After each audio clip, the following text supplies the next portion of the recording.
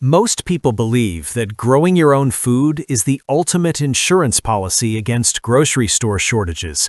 But what they don't realize is that most of what we've been taught about gardening is actually designed to keep you dependent on the very system you're trying to escape. And by the end of this video, you'll understand why blindly following these myths hasn't just cost me thousands of dollars in wasted soil, dead plants, and useless gadgets. It could cost you your entire harvest when your family needs it most. We're living in a time where a bag of groceries that cost me $50 2 years ago now costs nearly $90, where the produce section isn't just expensive, it's often empty, wilted, or shipped from countries thousands of miles away. Systems that once worked, the supply chains, the just-in-time delivery, the assumption that the store will always have what we need, are now showing serious cracks. And here's the thing about cracks, that usually means something is about to break. I'm not saying this to scare you. Okay, maybe I am saying it to scare you a little, because fear, when channeled correctly, is just another word for urgency. If you're not prepared, if you're relying on a garden that fails because you believed the wrong advice, you'll be forced to do what everyone else does when the shortages hit. Fight for scraps, stand in line, scroll through empty delivery apps. You'll be forced to depend on a system that has proven repeatedly that it does not have your back. And that's why we need to talk about the myths, because a garden isn't just a hobby anymore. For people like us, people watching this channel, it's a lifeline, and you can't afford for your lifeline to have holes in it. Myth number 1. You need to buy expensive gardening soil. At first glance, this seems logical. You go to the big box store, you see those colorful bags that say premium garden soil for $10, $12, even $15 a bag. The picture looks perfect, the marketing says it's scientifically formulated, so you load up your cart. I did too, spent nearly $200 one spring on soil alone. But what makes this myth so expensive is that you're paying a premium for something that's mostly just peat moss, perlite, and marketing hype. Peat moss, by the way, is a non-renewable resource that's being strip mined from ancient bogs. And the soil in those bags? It's often lifeless, sterile. It has no microbial activity, no real ecosystem. In a real-world scenario, relying on store-bought soil means you're still dependent on the supply chain. If the trucks stop rolling, you can't buy more. You're stuck. Here's what I learned the hard way. The best soil is the soil you build yourself, right in your own yard. I started composting kitchen scraps, things I used to throw away, and mixing that with the native dirt in my garden. And you know what? The vegetables grew better, stronger, because they had real biology in the ground. If you're considering building your garden, look for free resources. Coffee shops give away used grounds, neighbors give away leaves, your kitchen gives away scraps. Stop paying for dirt. Start making it. Myth number 2. You have to kill every pest. At first glance, this seems necessary. You see a bug on your tomato plant, and your brain screams, "Danger, kill it." So you run to the store, buy the spray, and nuke the entire area. I watched my own father do this for years. If it moved, he killed it. But what makes this approach destructive is that you're not just killing the bad guys, you're committing ecological warfare on your entire garden.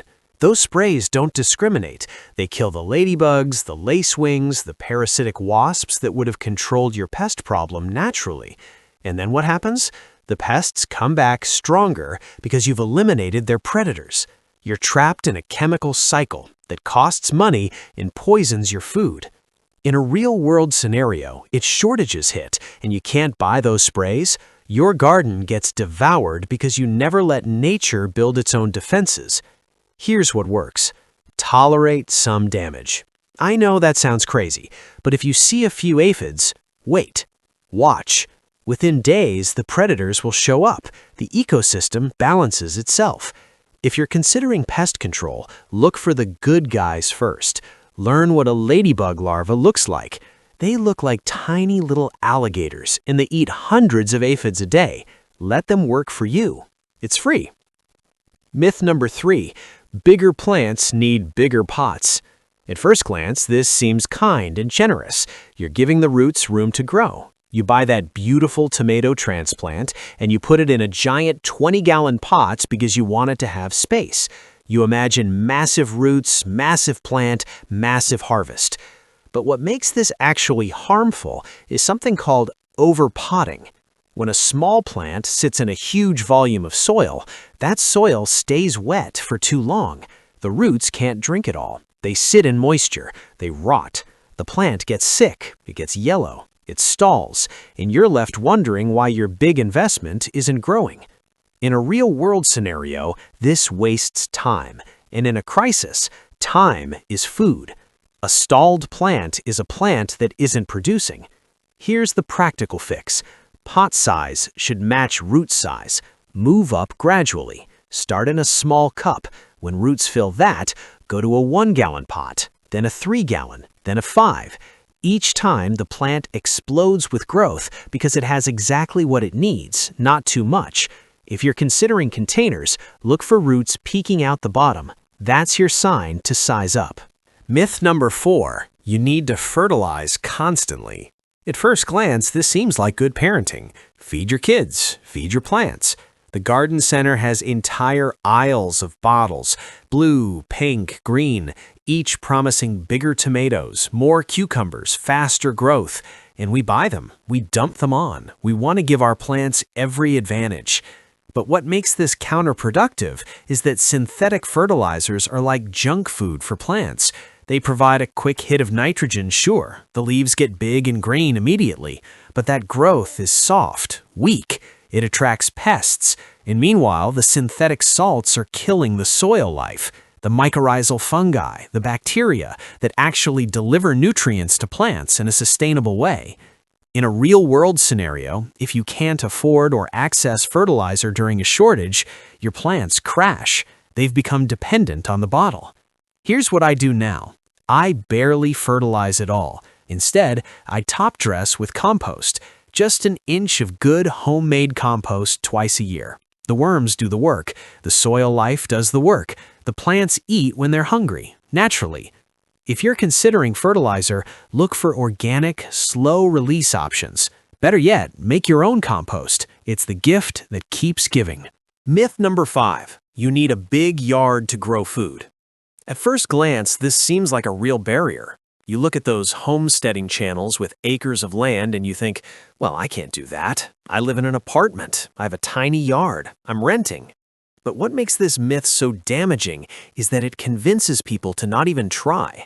And in a survival scenario, a small amount of food is infinitely better than no food. I've grown tomatoes in 5-gallon buckets on a balcony. I've grown lettuce in window boxes. I've grown potatoes in bags. You don't need acreage. You need creativity.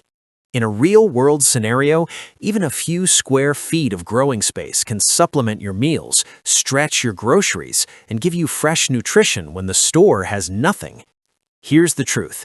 If you have sunlight, you can grow food. If you have a balcony, you can grow food. If you have a sunny window, you can grow herbs and microgreens. If you're considering starting, look for the sunniest spot you have, even if it's tiny, and put a container there. Just start. Myth number 6, you have to follow the calendar exactly. At first glance, this seems like wisdom.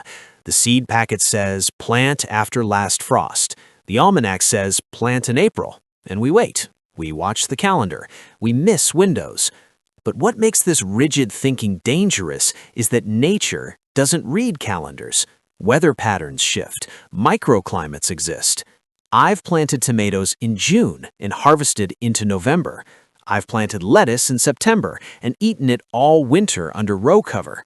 The calendar is a guide, not a commandment. In a real-world scenario, if you miss the ideal window, you might just give up.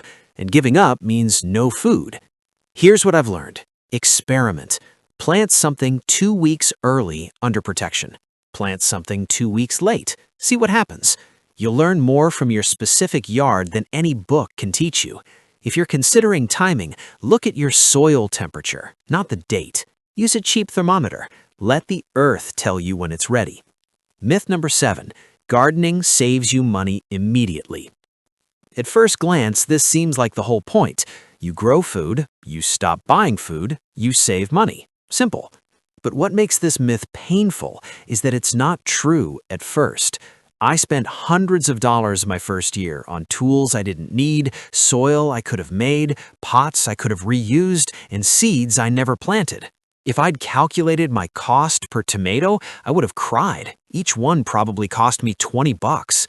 But here's what's powerful. Gardening is the only investment that pays you back forever. Year 1, you lose money. Year 2, you break even. Year 3, you're eating for free. Year 4, you have extra to share, trade, or sell. In a real-world scenario, during a prolonged shortage, that upfront investment becomes priceless. Because when there's no food in the store, you don't care what you spent 3 years ago. You care that you're eating tonight. If you're considering gardening for savings, look for ways to start cheap.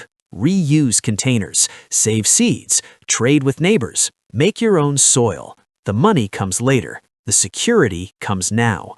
Now here's where most people get it wrong, and I need you to really hear this because it's the difference between a garden that survives and a garden that thrives.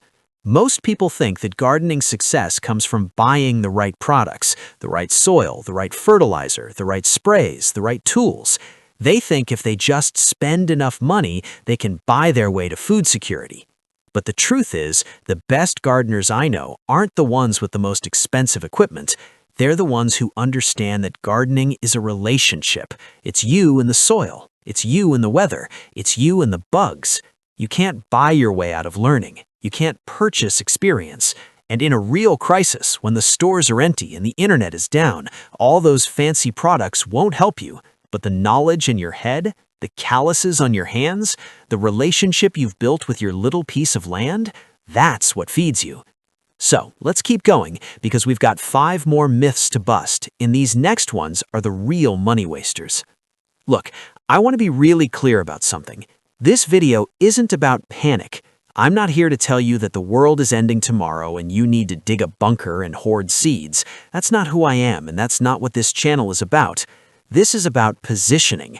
Think about it this way. When everyone else runs, the person who prepared doesn't have to. When the store shelves are empty, the person with a garden doesn't panic. When prices triple, the person growing their own food doesn't feel it the same way. The people who prepare quietly today, not out of fear but out of wisdom, will have leverage tomorrow. Leverage to feed their families, leverage to help their neighbors, leverage to trade for things they need, leverage to sleep at night, knowing that no matter what happens out there, they have something growing in their backyard. I didn't learn this from a book. I learned it the hard way, by wasting money on myths, by killing plants with kindness, by believing the marketing instead of the dirt. And if you're watching this, you're already ahead because you're asking questions. You're challenging what you've been told. You're building the knowledge that no one can take from you. So here's my challenge to you this week. Pick one myth from this list and bust it in your own garden. Stop buying bagged soil and start a compost pile. Stop spraying every bug and watch what happens. Stop waiting for the perfect calendar date and just plant something. And then come back here and tell me about it. Leave a comment. Let me know what myth you fell for and how you're fixing it, because we're in this together. We're building something that matters. The grocery store isn't guaranteed, but your garden is, if you build it right. I'll see you in the next video.